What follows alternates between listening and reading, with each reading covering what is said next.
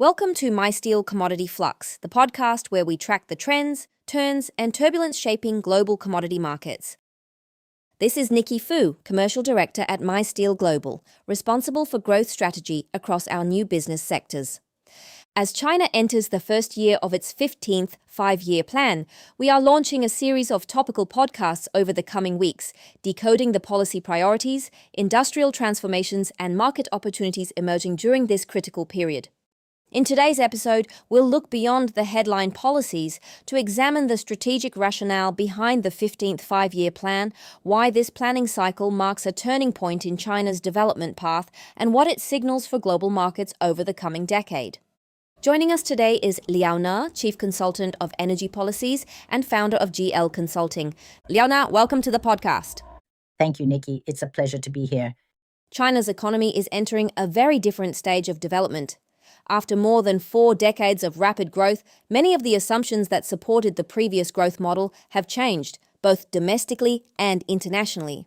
From a policy perspective, what are the structural challenges that the 15th five-year plan is designed to address? The context of China's development has fundamentally changed. In the global context, geopolitical uncertainty has elevated concerns over strategic resources, critical supply chains, and cross-border settlement systems.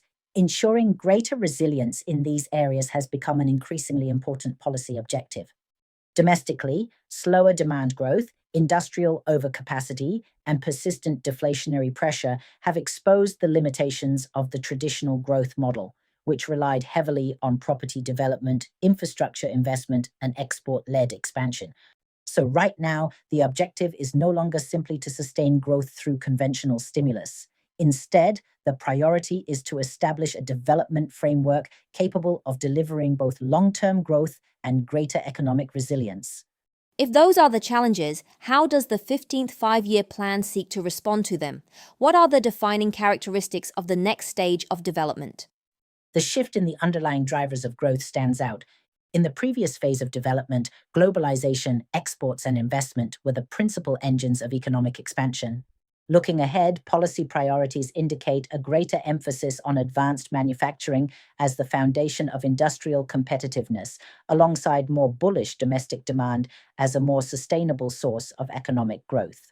Efficiency is no longer the only priority. Increasingly, policymakers are also focused on making the economy more resilient.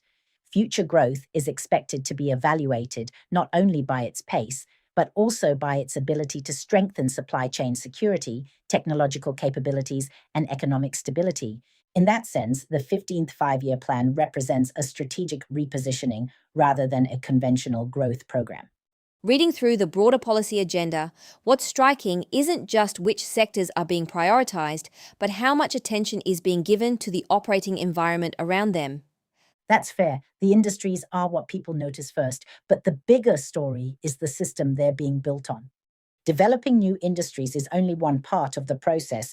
Equally important is creating the regulatory, fiscal, and market environment in which those industries can scale up efficiently. Over the coming years, further reforms are expected across areas such as taxation, market regulation, circulation mechanism, logistics, and talent allocation. Together, these reforms aim to improve the functioning of China's domestic economy while supporting new patterns of investment and industrial development. There is a historical parallel. Before China's accession to the WTO, substantial institutional reforms were introduced to facilitate integration into the global trading system. Today's reforms serve a different purpose, but follow a similar logic. And where does the 15th five-year plan fit within China's longer-term development timeline? Are we still defining the framework, or has implementation already begun? The transition is already underway, but it remains in its formative stage. Right now, the focus is on building the institutions that will support China's next phase of development. By around 2029, many of those foundations, from regulatory frameworks to reforms in taxation, talent allocation, and market circulation, are expected to be in place. From there, the emphasis shifts to putting those systems to work, with successful models rolled out more broadly across the economy. By 2035, the goal is to see those reforms fully embedded, with proven models scaled up to support China's broader modernization ambitions, including its target of doubling GDP per capita from 2020 levels. Finally, for market participants, why does understanding where China is in this transition matter? China's policy priorities have implications well beyond its domestic economy. Changes in industrial policy influence investment decisions, manufacturing capacity, technology deployment, energy demand, and commodity consumption. Institutional reforms also shape how markets operate and how supply chains evolve over time. For global market participants, the significance of the 15th five-year plan lies not only in the individual policies that may be introduced, but in the broader direction it provides for China's economic development over the coming decade. Many of the trends that will shape China's economy over the next decade won't emerge overnight. They'll develop gradually as institutions evolve and policies are implemented. Understanding that process helps explain not only where China is today, but where it's heading. Thank you, Liao Na, for joining us and sharing these insights. And for those who would like to follow these developments in a more structured and forward-looking way, GL Consulting acts as your China decoder, helping turn complex policy and market signals into clearer, decision-ready insight for global energy and chemicals professionals.